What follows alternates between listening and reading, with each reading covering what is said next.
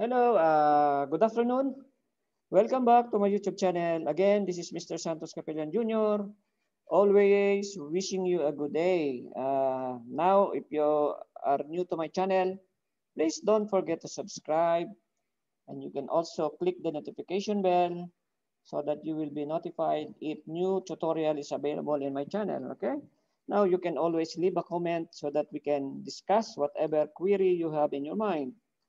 Now I'm doing this for helping those who are new graduates of engineering course, let's say mechanical, electrical, or whatever discipline in engineering or field in engineering. You can always join the field of building automation or building management system. Now, today, what I'm going to do is continue my series of tutorial for this recirculating air handling unit. Okay.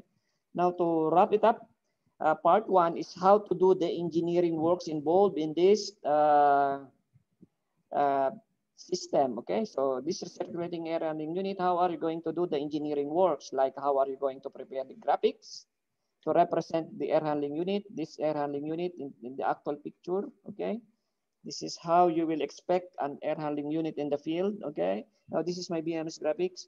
Now I have a small control panel and I have two small fans, then some field devices like valve actuator, temperature sensor, damper actuator. And I have also some of my control devices like these contactors and this cover of my control panel. Okay, some indication lamp. That is part one. Now part two is how to prepare the program, the control logic program in starting these two fans, the supply and return fan. Okay, based on some condition like if it is inside the time schedule, if it is enabled by the operator and it is in automatic, no trip, then my program will start this. Okay. Then part three, I tried to explain how after you start the two fans, now your concern is to provide cooling here. So the next thing that you need to control is the cooling valve. Okay. To allow chilled water to go inside your cooling valve so that your air will be cooled. When the air passes in the cooling coil, of course, there will be heat transfer because the chilled water entering this cooling coil is around 5 degrees, okay? So, of course, it will drop the temperature supplied to this room, okay? So, I have shown you in part two, I mean, that is part three, okay? How are you going to control the cooling valve? Now, in part four, uh, I tried to explain if there are uh, supply and return fan damper. Okay, so I tried to show you, I tried to edit the control logic program and incorporate in the control of the two fans the supply and return fan. Okay, because we don't want to start the supply fan unless this damper is open. Okay, likewise, we don't want to start also this return fan unless the return damper is open. Okay, then you know the reason for that. Okay, now in part four, that was part four. Okay, now today what I'm going to do is the part five of this tutorial. Okay, then what is part five? Now my part five is how are you going to control the fresh air damper, the mixing air damper, and the exhaust air damper. Okay. Now I tried to edit my control logic program and incorporate in the control for these three dampers. No, okay. Now these dampers are modulating. When you say modulating, it can open like this one. This mixed air damper is open 50.1%. Now my fresh air damper is open 49.8%. So that is modulating. So from 0 to 100 opening. This open and closed damper, it will be open or close only. But for the modulating, that is 0 to 100% open. Now we are giving 0 to 10 volt signal to the damper actuator. So meaning if the damper actuator receive a 0 volts DC, it will close. If it receives 10 volts DC, then it will open fully or 100%. If it receive 5 volts, then it will open halfway. If it receive around 4 volts, then it will close a little. Okay, from 50% opening, it will close a little. Okay, so that is modulating control. Okay, so these dampers are affected by free cooling mode.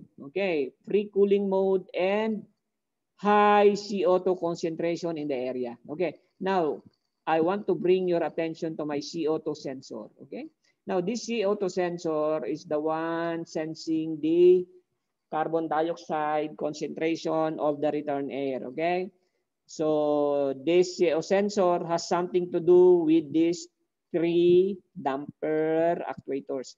Likewise, we are also having this free cooling mode.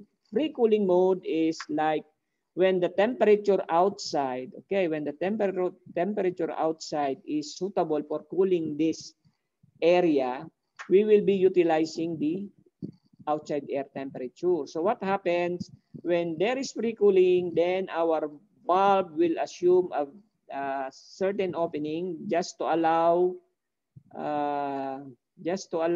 chilled water flow in my cooling coils. Okay.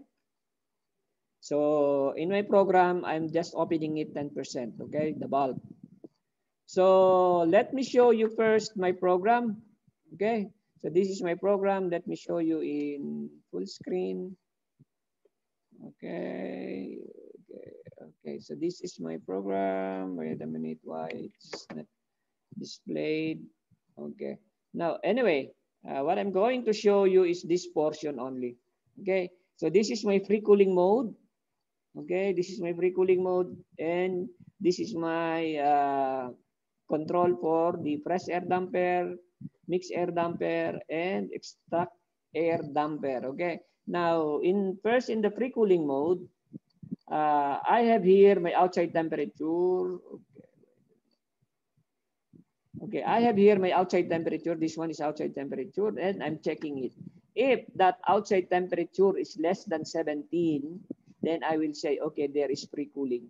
So what I will do, I will try to manipulate the opening of the dampers based on certain values like this. I have here 75, 25% opening, 50% opening. Okay, so based on the logic, I will give the necessary control output in my 3 dampers. Okay, just like now, I don't have free cooling.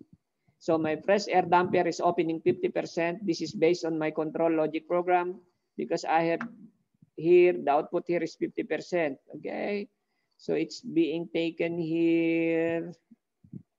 I have 50% here. Okay, so likewise, my mixed air damper also will have 50% opening. Then my extract air damper will close. Okay, based on the logic here. Okay, now if there is free cooling mode, I will be I created one multiplexer here that when there is free cooling mode, the output of the PID will not be used. Instead, we will use this parameter 10. So meaning if there is free cooling, then this 10 will be the control signal going to our analog output for valve. Okay, so that is only maybe 1 volt. Okay, so 10, maybe it is 1 volt. Okay, because there 1 to 10 is equivalent to 1 to 100. So 10% or 10 is equals to 1 volt. So 1 volt here, so it will open 10%. Okay, now if there is no cooling, I mean if there is no cooling mode, then the output will be this, the output of the PID control. Okay. Okay. Now, guys, the one following my tutorial, if you have any question regarding this control, you can always leave a comment or tell me exactly, sir, what happens this, like this, like this. You can put your comment. Okay. Because I don't want to create a very long tutorial and it might bore some of the guys who are watching my tutorial. Okay. Anyway, I already show you how I edit the logic program here. Actually, I have one separate tutorial for this control logic. Okay, I separated it in one small program. Then I post it also in my YouTube channel, so you can watch that one. Okay, now here I will go back to my graphics. Let me go back to my graphics. Okay, so this is my BMS graphics for recirculating RLN unit, and I want to demonstrate how these three dampers will respond accordingly to a free cooling mode. Okay, now first let's try to demonstrate free cooling mode. When I say free cooling mode, the outside air temperature. Okay, I have here temperature sensor, but actually I only have one temperature sensor, which I use here. So this is the real time value, 32.6. This is real temperature sensor. Okay, but for the sake of demonstrating the functions of these three dampers, I created one dummy temperature sensor here. Okay, so right now the value of outside air, okay, as you can see, the air is passing this damper actuator. Then I have a temperature sensor here.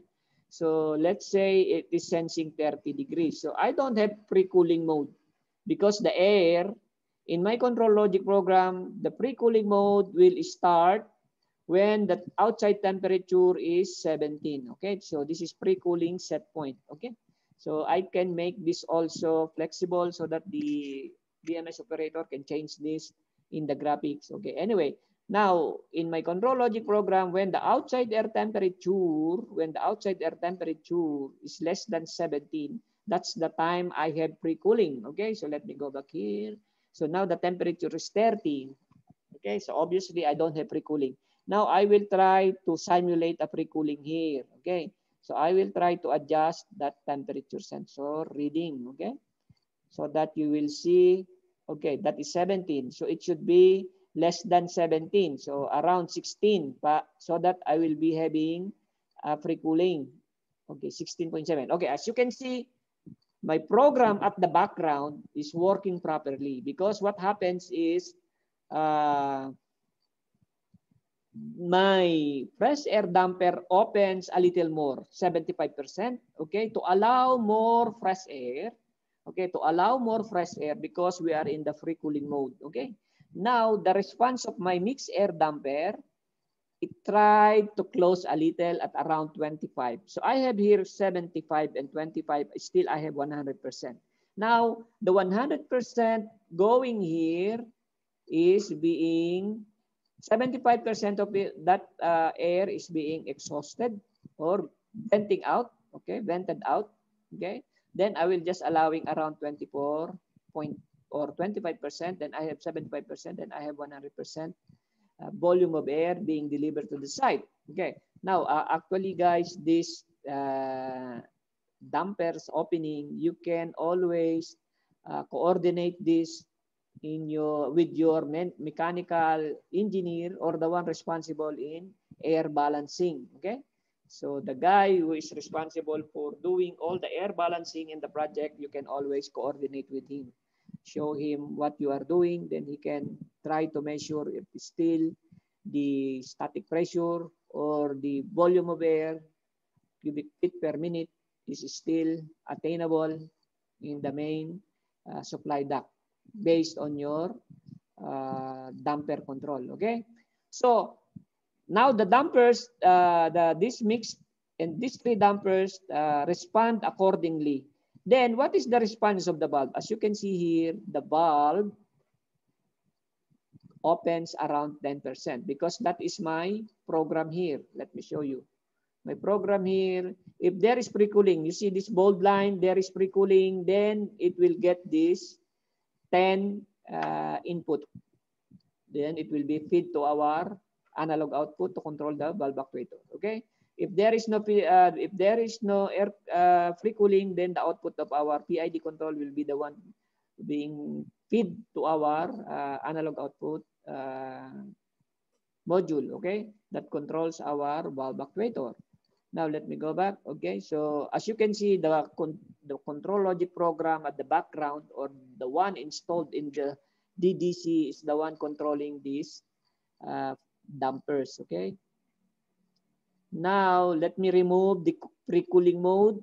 Let me simulate the temperature outside is not suitable for pre-cooling mode. Okay, as you can see, the response of the dampers, immediately it will go to the initial position, 50 and 50, then close. Okay, so that's the control scenario for free cooling mode that controls these three modulating dampers and the valve response to free cooling. Okay, now let us try to simulate the high concentration of carbon dioxide. Now, in my program, let me go to my program. What is the set point in my... okay, here, when it is greater than 60, then my control will try to manipulate the three dampers again. Okay, let's go back there. Let's simulate. Now, my CO concentration is 60%. I can say, okay, it's still okay. Now, let us raise it a little. Okay, 65. Now, as you can see, likewise, my dampers respond accordingly. Because if there is high concentration of CO2 in the area, you have to vent out some of the return air. Okay, I'm opening this 24.8%. Then I'm allowing 50% here. Then I'm allowing 75 here. Okay. Now, actually, 50 and 75, the proportion is not correct. Okay. So I will try to reduce this. It should be 75 here. Then I will open this 25. Okay. Then this one will open 75. So 100%, 75 will go out. Then 25 will come back. Then 75 here will be 25 and 75 will mix. It will make 100% here. Okay. So that is an easy modification in my control program. Okay. Now, actually, you have seen how you are going to control the modulating dampers. Okay. Based on the control logic that you have prepared. And that is high concentration of CO. These three dampers will respond accordingly. Now let's lessen the, okay. So as you can see, my control changes again to the previous opening. Okay. So this is the, when there is no free cooling and when there is no high concentration of carbon dioxide, then this is the opening. 50 and 50 here. 50 is entering, then 50 is returning, again 100%. Now I have to modify my control for the carbon dioxide. I should be having 25 here, then 75 here. Okay, 75 opening here, 25 opening here. Okay, so guys, this is a typical control scenario for an recirculating air handling unit. I hope those who are watching, those new engineers, and those who are planning to join the field of building automation or building management system, I'm just giving you an idea. How are you going to prepare your control logic program? How are you going to prepare your graphics? How are you going to display the information? Okay. Then how are you going to control the different devices in your equipment, like the damper actuators, damper and damper actuators, then the fans, then this bug filter. This is very simple. If the by using a differential pressure switch here, then this one will be the one to tell that our filter is already clogged or dirty. Okay, maybe I can prepare one last tutorial for this recirculating air handling unit. Then I will prepare another tutorial for another HVAC equipment. Okay. Now, I guess I have given you enough information, and I do hope those who are watching, you get some idea.